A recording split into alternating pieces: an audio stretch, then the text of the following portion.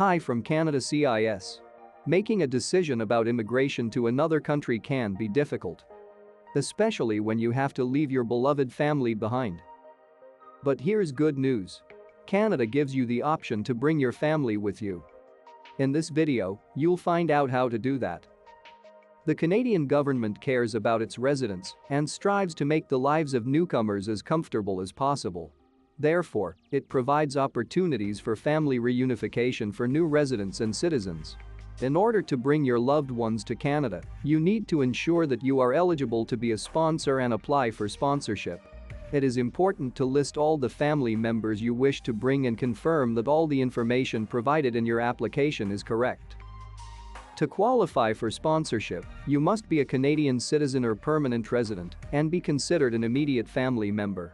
A family can move to Canada through the Family Class Sponsorship Program. Let's clarify who is a member of the immediate family according to Canadian government. It can be your partner, your child, or a parent. If you wish to sponsor your husband or wife, immigration officers will expect to see the following evidence: relationship information and sponsorship, an evaluation form, a marriage certificate, wedding invitations and photos, birth certificates or adoption records for any children you and your spouse have together, and proof of registration of marriage with a government authority. In addition to this, you will need to prepare a list of documents that you can see now on the screen, such as evidence showing you and your spouse jointly possess property, joint bank accounts, copies of government-issued IDs, automobile insurance, pay stubs or tax returns, demonstrating that you and your spouse live at the same address.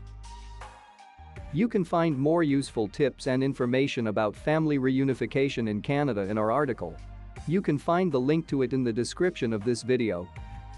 Don't forget to like this video so we know it was helpful for you and we can post more videos like this. And subscribe to our channel to stay up to date with all the news about immigration, work, and life in Canada. See you.